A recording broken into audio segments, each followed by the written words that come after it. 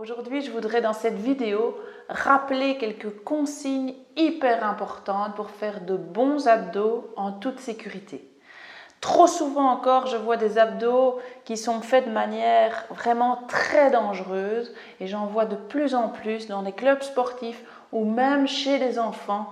Donc, je voudrais vraiment pousser un petit coup de gueule ici aujourd'hui par rapport à ces abdos qui peuvent entraîner d'énormes blessures. Je vous explique. Bien souvent, je vois des abdos encore où on tient les pieds des personnes qui font les abdos et en plus, on monte complètement comme ça et on est parti pour une centaine d'abdos comme ceci.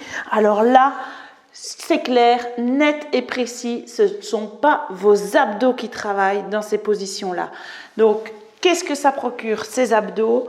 Déjà, ça risque de vous faire des descentes d'organes, de vous provoquer des fuites urinaires chez les femmes, des hernies inguinales chez les hommes. On met énormément de pression dans le bas du ventre, d'accord? On met énormément aussi de pression au niveau des cervicales, tellement on tire sur la tête pour monter. Donc en fait, là, dans ces positions-là, pour monter en abdos, mais vous allez monter avec votre nuque, vos épaules, avec vos fessiers, avec les fléchisseurs des hanches. Donc en fait, on ne sent pas dans le ventre, mais on le sent ici au niveau des cuisses. Et ça, c'est votre psoas qui travaille et qui tire bien sur votre colonne lombaire, là. Donc qui peut mettre énormément de tension dans le bas du dos et provoquer par exemple des hernies discales.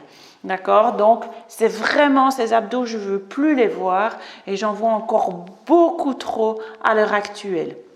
Alors, comment faire de bons abdos sans risque de blessure et en utilisant ces abdos? Tout d'abord, je vous explique un petit peu la constitution des abdominaux, d'accord, et lesquels doivent travailler. Alors, tout dans le bas, ici, en bas, on a le plancher pelvien, d'accord? Le plancher pelvien qui vous retient d'uriner et qui empêche les descentes d'organes. C'est ce muscle-là, ces muscles-là qui concernent tout le plancher pelvien sont hyper importants à contracter avant de commencer vos abdominaux. Ensuite, au niveau des abdominaux, vous avez tout en bas, vraiment contre les organes, le transverse. Ce muscle transverse, il part de votre colonne lombaire, c'est votre corset, et il fait tout le tour. C'est un grand muscle qui va des côtes jusqu'au bassin. Ce muscle-là, il affine votre taille et il soutient vos organes. D'accord? Donc, c'est important aussi de le contracter dans vos abdominaux. Au-dessus de ce transverse, vous avez les obliques internes et les obliques externes qui viennent au-dessus. Et puis, vous avez la tablette de chocolat, comme on l'appelle souvent, qui est votre grand droit.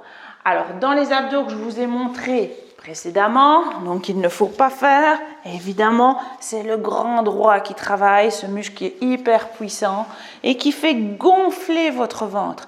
Donc, vos abdos, ils ne servent, si vous continuez à faire des abdos comme ceci, vous n'aurez jamais un ventre plat, vous allez avoir un ventre qui gonfle, d'accord? Donc c'est important de ne pas surutiliser ce grand droit qui est là, bien devant et bien puissant. Il faut essayer d'aller chercher les muscles qui sont bien en dessous.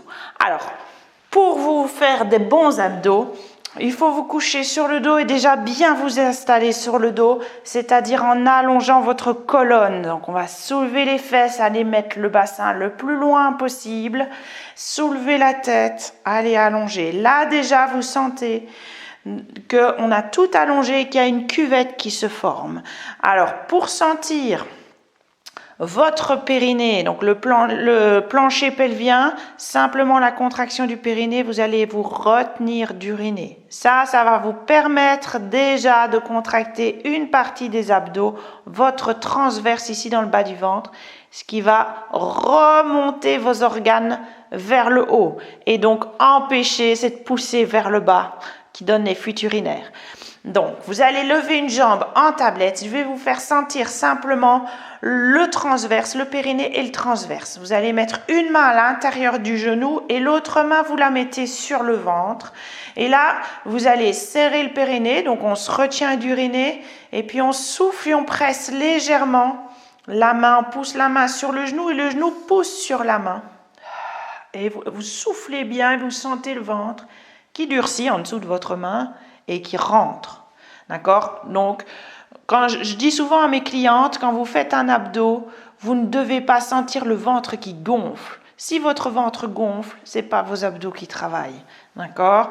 Donc là, on serre le périnée et on souffle, on presse. Et là, vous sentez vraiment votre transverse qui travaille et vos obliques ici sur les côtés.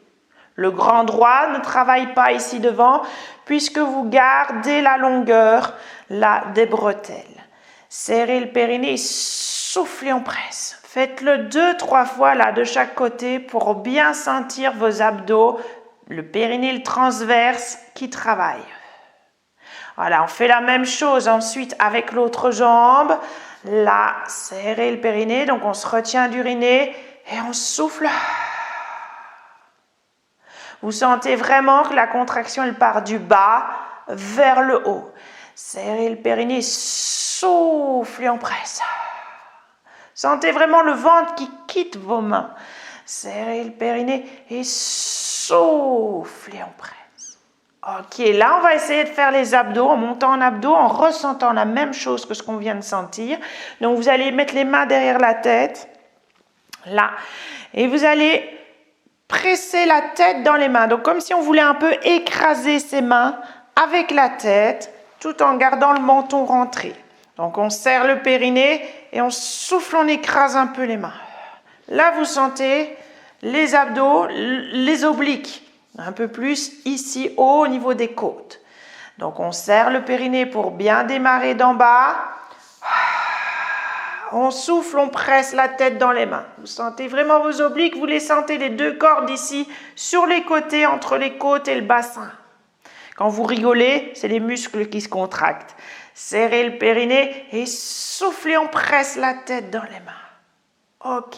En plus, j'essaie maintenant de décoller un peu la tête. Serrez le périnée et soufflez, on décolle un tout petit peu la tête en pressant toujours la tête dans les mains.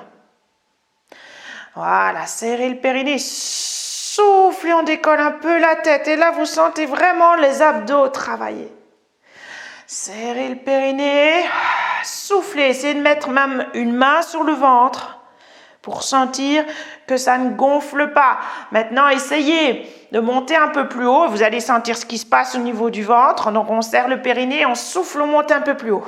Et là, vous sentez le ventre qui pousse sur votre main. Ça, c'est pas bon. C'est pas des bons abdos. D'accord? Donc ça pousse vos organes vers le bas et ça fait gonfler votre ventre. Donc, serrez le périnée et soufflez. On va chercher juste le transverse, les obliques, sans trop raccourcir les bretelles. Dernière fois, serrez le périnée, soufflez, on sent le ventre qui reste rentré, il ne pousse pas sur votre main. Et on relâche. Alors, une autre erreur que je vois très très souvent, c'est on tire sur la tête, d'accord? Et là, je tire, je monte et je tire avec les bras, les épaules. Là, de nouveau, ce ne sont absolument pas vos abdos qui travaillent, mais par contre, vous risquez de vous faire mal au niveau des cervicales, d'accord? Donc, mon regard, il doit toujours être dirigé sur le plafond, juste au-dessus des genoux.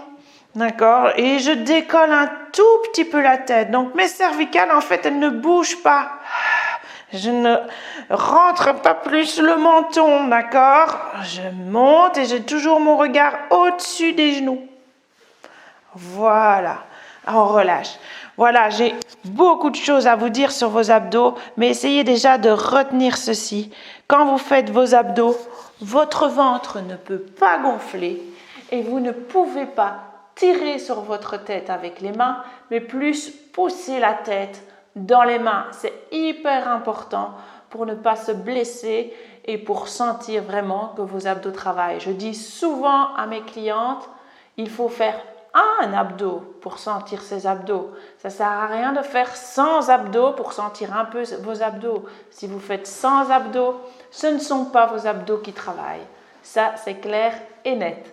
Alors, si vous désirez d'autres exercices ou des séances complètes d'exercices, je vous invite à cliquer sur le lien ci-dessous. Vous obtiendrez des séances gratuites à faire chez vous, autant de fois que vous voulez, quand vous voulez. Voilà, à très bientôt.